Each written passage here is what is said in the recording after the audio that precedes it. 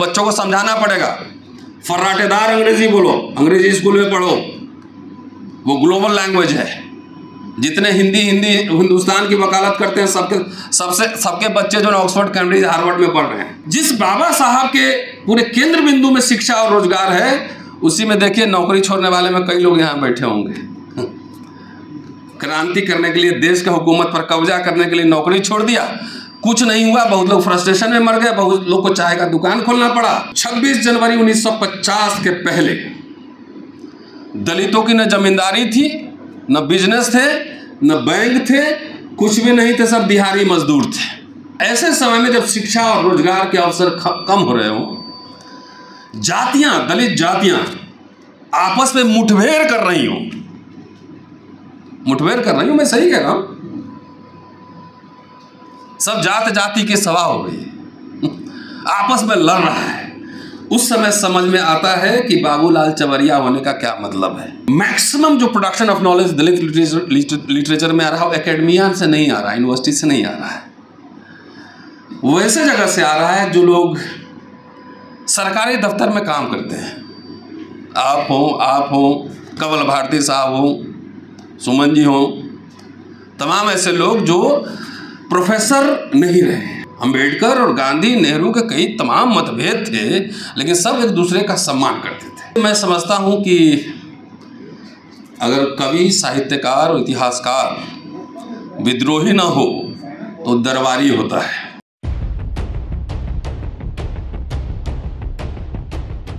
बाबूलाल चावरिया जी को आदरांजलि पेश करता हूं। इस कार्यक्रम के अध्यक्षता कर रहे पाल सोमनाक्षर जी, मोहनदास नमिश्राय जी, रत्न कुमार सांबरिया जी, किशोरी लाल रैगड़ जी, प्रोफेसर जनक सिंह मीना जी और संचालक महोदय और समस्त चावरिया परिवार, आप सभी को जय भीम। और सबसे पहले मैं इस शानदार उपलब्धि के लिए मैं आप सबको बधाई देता हूँ।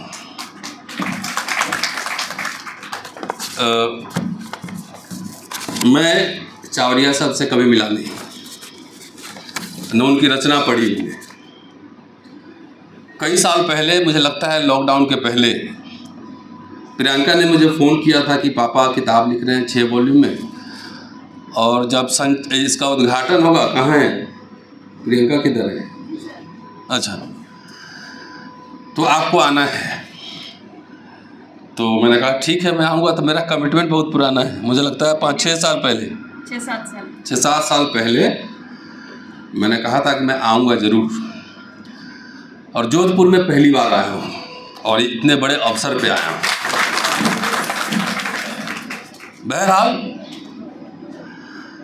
चावरिया साहब से नहीं मिला तो मेरे कोई संस्मरण नहीं है, और मैं समझता हूँ, ये मेरी व्यक्तिगत राय है, कि ऐसे अवसर पर जब हम पुण्यतिथि मनाते हैं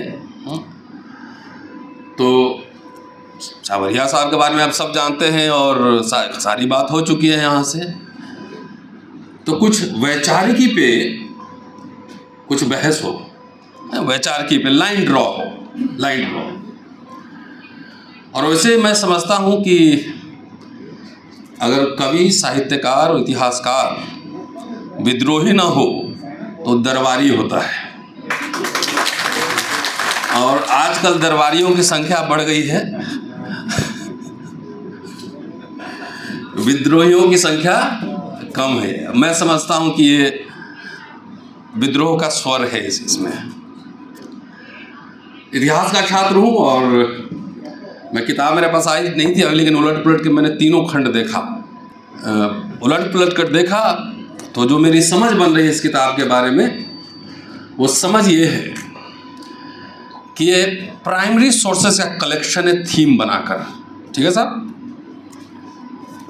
अंबेडकर राइटिंग स्पीचेस, मेमोरेंडम्स के प्राइमरी सोर्स का कलेक्शन है, कि जो बेहद ज़रूरी है, क्योंकि मैं अंबेडकर कब पढ़ना शुरू किया ये भी थोड़ा बता दूंगा।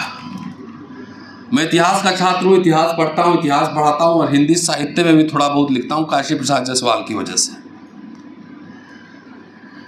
तो Ambedkar writings and speeches English में 17 वॉल्यूम में है, उसमें से 17वां वॉल्यूम 3 खंड में है और फिर शायद 10वां या 14वां 2 खंड में है। उसके अलावा बाबा साहब का एक राइटिंग जो लेटर का कलेक्शन है, जिसमें मैं समझता हूँ कि इंग्लिश में भी है और मराठी में भी है, हिंदी में भी कुछ है उसमें, है ना, 22 या 21 हाँ।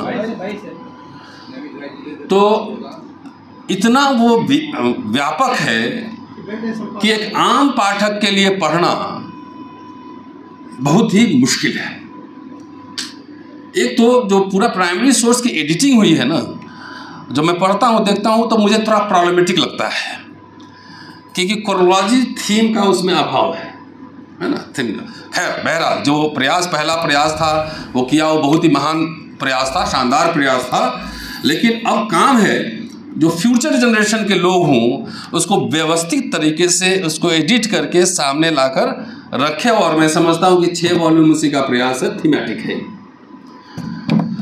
मैं प्राचीन भारत पढ़ता हूँ, पढ़ाता हूँ और मैं एक्टिविस्ट भी हूँ, थोड़ा सा बाबा साहब का बिगड़ा चेला कहता हूँ अपने आप को। तो मैं 2000 से पहले, लॉकडाउन से पहले अंबेडकर के बारे में कई छिटपुट आर्टिकल्स पढ़ा था, इंटेंस स्टडी नहीं हुई थी। तो मैं देख रहा हूँ पिछले 10 वर्षों में सोशल मीडिया पर खासतौर से सर्टिफिकेट बांटू एक संप्रदाय का इमर्जेंस हुआ है कि कुछ भी बात में होगा, अरे ये अंबेडकरवादी नहीं है, ये अंबेडकरवादी नहीं है, अब उसके साथ गाली भी निकलेगा। तो मैं कहूँगा कि ये अंबेडकरवादी हैं, तो ये गालीबाजों की फौज अंबेडकरवाद में कहाँ से आई? अंबेडकर और गांधी, नेहरू के कई तमाम मतभेद थे, लेकिन सब एक दूसरे का सम्मान करते थे। तो लॉकडाउन आया जब, तो मोदी जी ने कहा आपदा में अवसर, तो मैं भी सोचा कि मैं भी आपदा में अवसर कुछ निकाल लूँ। तो मैंने अंबेडकर राइटिंग स्पीचेस पढ़ना शुरू किया, फोटो कॉपी निकाल के, ऑनलाइन थी सब, वहाँ पे मैंने पढ़ना शुरू किया। और पढ़ते पढ़ते मैं समझता हूँ कि 700-800 वीडियो तो जो मैंने कम से कम बाबा साहब पे बनाई होगी, 700-800 वीडियो। और उस समय यकीन मानिए मुझे कोई टेक्नोलॉजी पता नहीं था, मेरे मोबाइल बहुत ख़राब किस्म के थे। शुरुआती वीडियो जो देखेंगे वो देखेंगे बहुत ही प्राइमरी तरह के पूरे वीडियोज़ हैं। बेटा पुराना सा मोबाइल में यूट्यूब बना के दे दिया, बोला कि इसी में बोलिए। तो क्लास में तो 40-50 बच्चे पढ़ाता हूँ, उसमें 500-1000 लोग रोज़ सुनना शुरू हो गया, तो मुझे अच्छा है, अब तकरीबन 25-30 हज़ार लोग रोज़ सुनते हैं। तो जब मैं पढ़ने लगा तो मुझे लगा कि इसमें थीम नहीं है। So as a student of history मुझे इसको सिस्टमैटिक करना है। तो मैंने अम्बेडकरनामा नाम रखा था और थीम बनाना शुरू किया। तो एक जो सबसे इंटरेस्टिंग थीम था मेरे लिए वो था धर्मांतरण, और मैं उसको अम्बेडकर का धर्मद्रोह कहता। मैं थोड़ा पॉलिटिकल आदमी भी हूँ, तो पिछले साल लोकसभा चुनाव में भी काफ़ी व्यस्तता हुई, 1 साल एक्टिविज्म, इधर उधर भाषण, ये सब करता रहा। लेकिन उसको थीमेटिक बना के मैंने उसको छापा, और उस टाइटल से आप देखिएगा, आप जाके आप अमेजन पर देखिएगा, मन करे कभी तो देख सकते हैं उलट पुलट कर। राजकमल प्रकाशन दिल्ली ने छापा है, 550 पेज की किताब है, और अंबेडकर की धम्म यात्रा, धर्मांतरण अंबेडकर की धम्म यात्रा। मुझे इस बात का एहसास अब हो रहा है कि शायद मैं इनसे मिला रहता पहले तो थोड़ा बौद्धिकी और वैचारिकी मेरी और स्पष्ट होती। लेकिन बहरहाल जिस तरह का काम ये है, असली काम यही है। 4 थीम मैंने बनाए, 5, कि अंबेडकर को कैसे, हाउ टू रीड अंबेडकर। अगर मैं कह दूं कि शिक्षा पे अंबेडकर ने क्या बोला है, तो आप कहाँ ढूंढिएगा? 15,000 पेजेस हैं, 15,000 पेजेस। एक आम रीडर कहाँ से ढूंढ के ला सकता है 15,000 पेज में से? तो मैंने अभी 4 थीम बनाया। एक धर्मांतरण छप चुकी है, अंबेडकर और संसदीय लोकतंत्र, बहुत सारा कंटेंट इसमें है, हमने देखा है, वो नवंबर में आ रही है। शिक्षित बनो, लेकिन अंबेडकर और शिक्षा के क्या सवाल थे, इस पर एक भी गहन शोध नहीं हुआ है, आप गूगल करके देख लीजिए। तीसरा, अंबेडकर और शिक्षा के सवाल। चौथा, अंबेडकर, श्रमिक और महिला मुक्ति के प्रश्न। और पांचवा, दलित आंदोलन और चंदे का सवाल, अंबेडकर। और ये क्यों कह रहा हूं उसका स्पष्टीकरण मैं दूंगा। वो चंदा वाला बात तो जरूर होना चाहिए, चंदा वाली बात। और बाबा साहब 3 तरह के चंदे लेते थे। एक लेते थे अखबार और छापाखाने के लिए, दूसरा शेड्यूल कास्ट फेडरेशन के लिए, और तीसरा इमारत फंड पे। और यकीन मानिए, आना पैसे, एक एक पैसे का हिसाब सार्वजनिक सभाओं में बाबा साहब देते थे। जो भी बाबा साहब को पढ़े होंगे वो समझ सकते हैं। उनके लिए जो सबसे महत्वपूर्ण था, जैसे मैं सोचा कि मैं बाबूलाल जी पे क्या बोलूँगा आज, तो मैं कल से लगा हुआ था कुछ मटेरियल थोड़ा तैयार किया जाए। तो मैं सिर्फ शिक्षा के सवाल पर मैं तैयार करके लाया था, शिक्षा के सवाल पर। और संयोग देखिए कि जो मैं आपको कहने जा रहा था वो इसमें है, वॉल्यूम 1, बम्बई अस्पृश्य छात्रों को सलाह, पेज नंबर 248 से 53 तक। उसको जरूर पढ़ना चाहिए, इस भाषण को। तो बाबा साहब के जीवन में शिक्षा सबसे, अगर कोई कहा जाए कि मिशन स्टेटमेंट क्या है, मिशन स्टेटमेंट है शिक्षित बनो। शिक्षित बनोगे, सब कुछ मूल मंत्र यहीं पे है। दिलचस्प बात है कि जो प्रोडक्शन ऑफ नॉलेज खास तौर से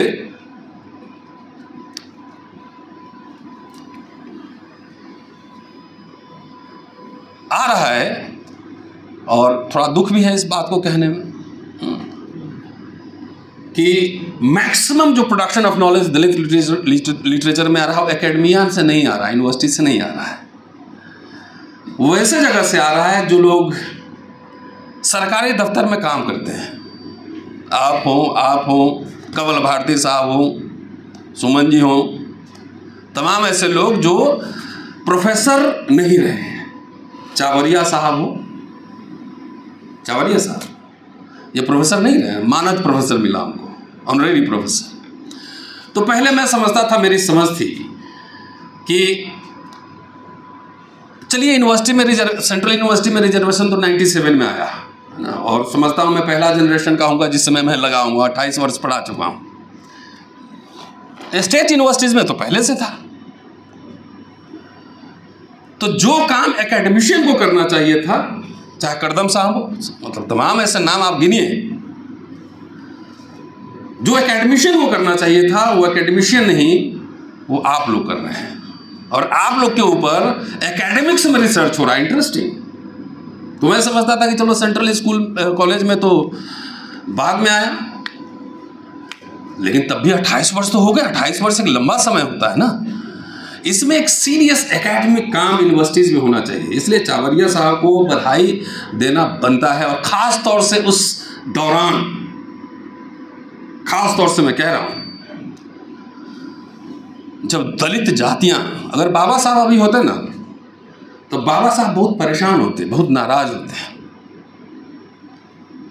उस दौर में जब शिक्षा के दरवाजे बंद हो रहे हैं, नौकरियों के दरवाजे बंद हो रहे हैं, कहाँ है नौकरी? आधा सब कॉन्ट्रैक्चुअल हो गया।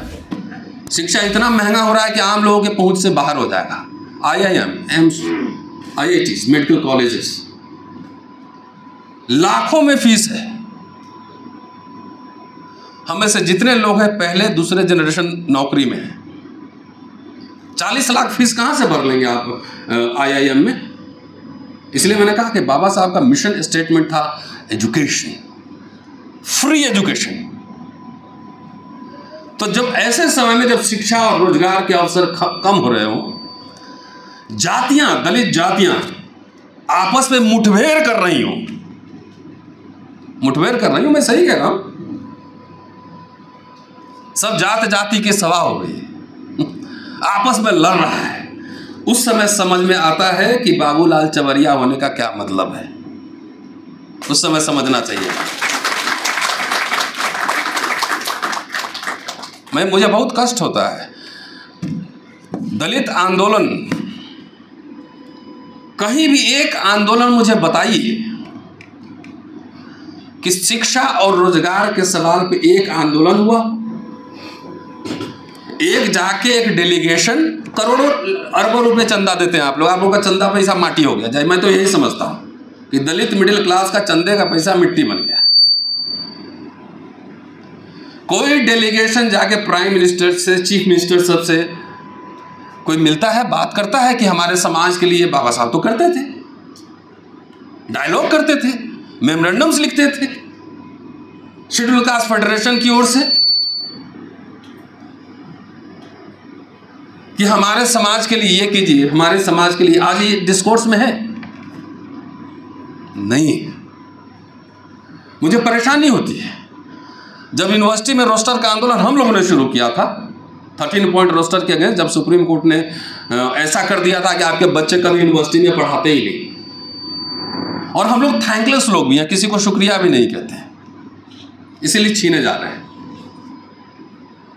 13 पॉइंट रोस्टर के खिलाफ जब हम लोग देशव्यापी आंदोलन की तैयारी करें, कोई पॉलिटिकल पार्टी और सोशल ऑर्गेनाइजेशन, देखना भाई माइक किधर है,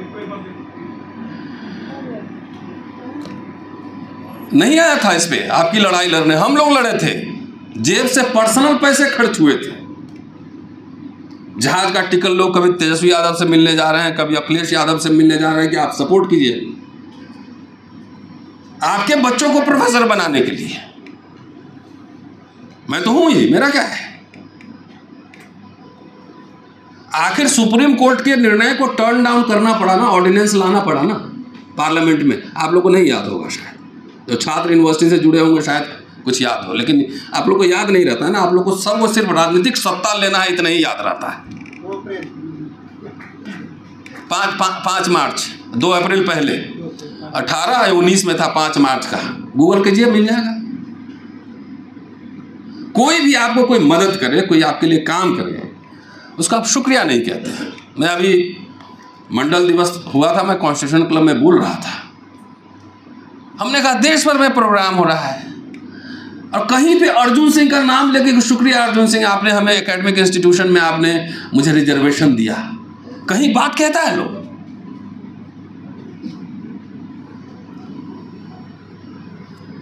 छब्बीस जनवरी 1950 के पहले दलितों की न जमींदारी थी, न बिजनेस थे, न बैंक थे, कुछ भी नहीं थे, सब बिहारी मजदूर थे। साउथ बोरो कमेटी इसमें है, किताब में किसी वॉल्यूम में है। अंबेडकर का साक्षात्कार, मेमोरेंडम, उस साक्षात्कार में कह रहे हैं कि बॉम्बे प्रोविंस में 1 ग्रेजुएट है खाली। 40 तक आते आते कह रहे हैं कि 42 तक कि अब 400-500 ग्रेजुएट हो गए हैं। ग्रीवेंसेस ऑफ शेड्यूल कास्ट कह रहे हैं कि 1056 ICS हैं, IAS ऑफिसर जो आजकल के IAS होते हैं, उसमें से एक सिर्फ शेड्यूल कास्ट है, एक सिर्फ शेड्यूल कास्ट। आप पढ़िए, सब लिखा हुआ है। अगली किताब जो आ रही है मेरी, अंबेडकर और संसदीय लोकतंत्र, मैंने डाला है उसमें। शिक्षा और रोजगार हमारे समाज के लिए जीवन मरण का प्रश्न है। ये अंबेडकर, जितने अंबेडकरवादी हैं बता दें कि शिक्षा और रोजगार, वो कह रहे हैं कि जीवन मरण का प्रश्न। संविधान सभा में जब जाते हैं वो, तो अकेले क्या समझ रहे थे, अकेले गए लिख दिए कि रिजर्वेशन हो जाएगा, हो गया? नहीं हुआ ऐसे। बहस हुई, डिबेट्स हुए, कन्विंस हुआ लोग। अंबेडकर स्टेट एंड माइनॉरिटी लिखते हैं, स्टेट सोशलिज्म का आइडिया डेवलप करते हैं उसमें। उसके बाद संविधान सभा में आते हैं, बहुत सारा आइडिया समझौता करना पड़ता है आपको जिंदगी में। आप कह रहे हैं कि हम देश में जब राजा बन जाएंगे तो सब कुछ कर लेंगे, ऐसा नहीं होता है। अंबेडकर के असली गुरु जो जानते हैं कौन थे? कभी किसी सभा में मैंने नहीं सुना।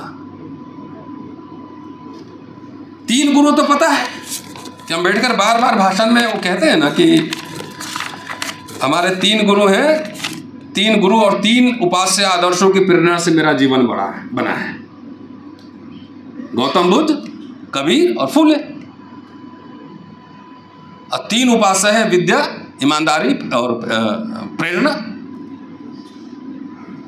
उनके जो रियल गुरु थे, इनके क्लास में नहीं, तीनों के क्लास में नहीं बैठे थे, उनके रियल गुरु थे जॉन डेवी, कोलंबिया यूनिवर्सिटी में। इसमें कोई बात ही नहीं होती। जॉन डेवी के क्लास में बैठे और वहां से उन्होंने प्रैग्मेटिज्म सीखा, व्यवहारवाद, प्रैग्मेटिज्म का पूरा दर्शन वहां से लिया। और उनका राइटिंग, स्पीचेस, उनके एक्शन में देखिए वो जॉन डेवी का इंपैक्ट दिखता है।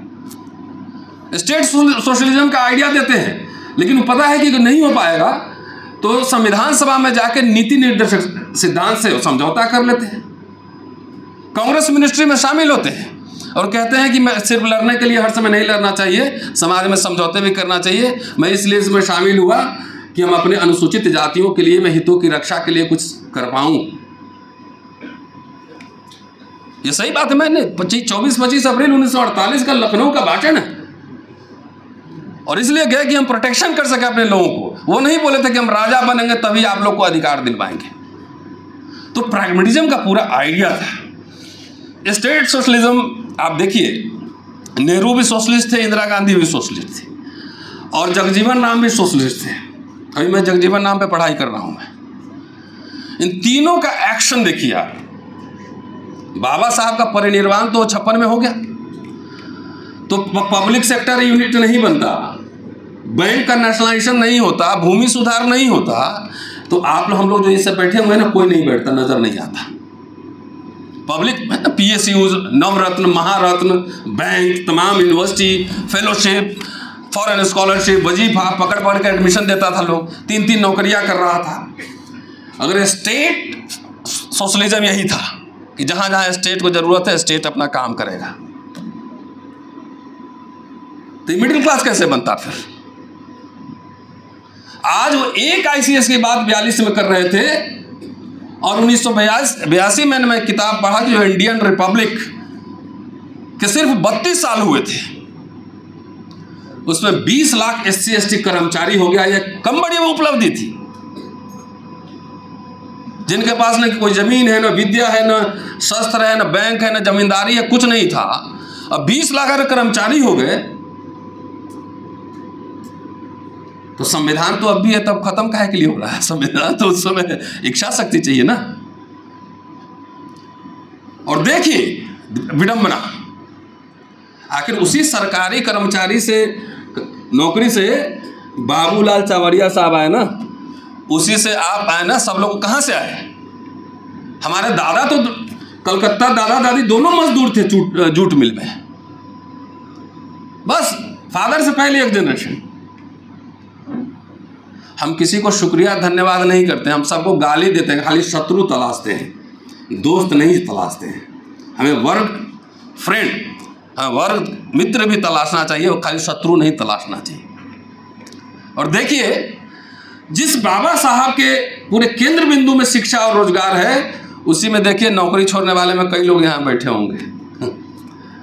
क्रांति करने के लिए, देश के हुकूमत पर कब्जा करने के लिए नौकरी छोड़ दिया, कुछ नहीं हुआ, बहुत लोग फ्रस्ट्रेशन में मर गए, बहुत लोग को चाय का दुकान खोलना पड़ा। जो कुछ नौकरी में रहे वो अनप्रोडक्टिव काम में, ये सारा मैं एविडेंस लेके आया हूँ, लेकिन किसी अगली बार, अनप्रोडक्टिव काम में अपना सारा रिसोर्सेज लगाते रहे। कोई शोध संस्थान नहीं चलाया, किसी स्कूल नहीं खोला, कोई बच्चा नहीं पढ़ाया। अभी मैं बोलूँगा कि 2 साल के लिए मुझे छुट्टी चाहिए, 2 साल मेरे तनख्वाह का इंतजाम करो, कैसे चलेगा?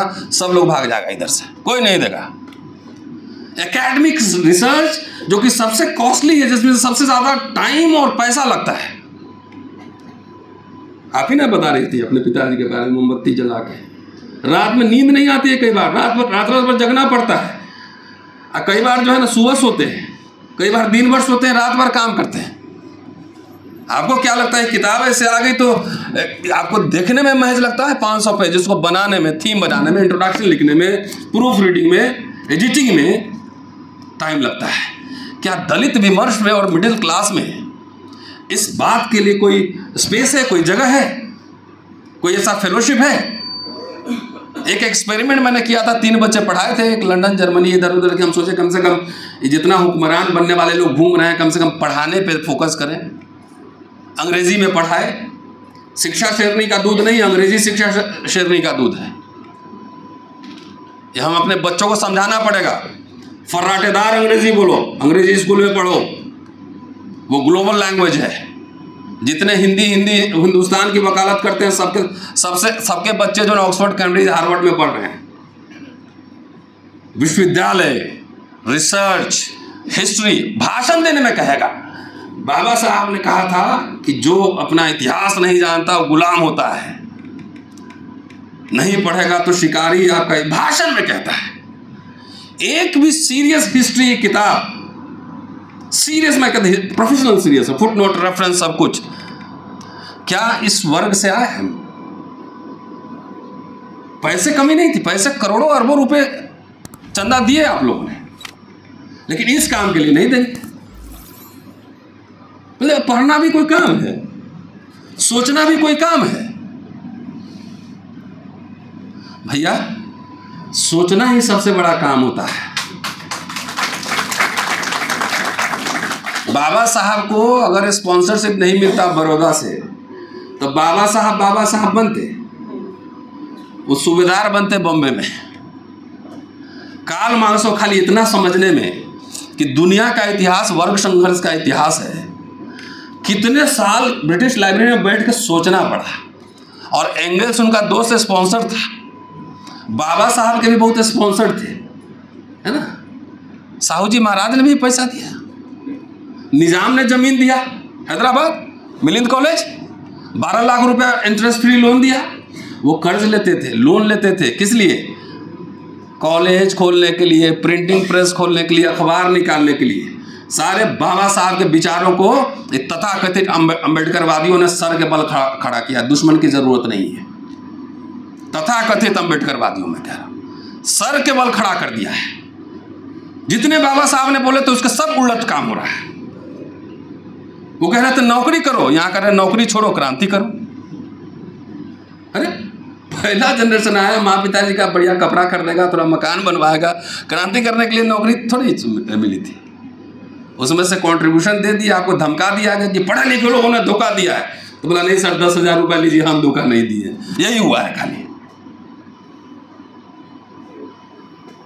तो अम्बेडकर को जिंदा किसने किया? फिर पढ़े लिखे लोगों ही ने किया ना।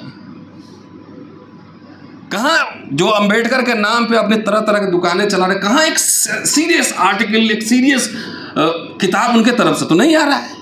आ रहा है चाहे आप लोग की तरफ से आ रहा है, एकेडमिक से कुछ लोग अब लिख रहे हैं। बहुत हो गया, बस हम समझ गए। शुक्रिया, थैंक यू।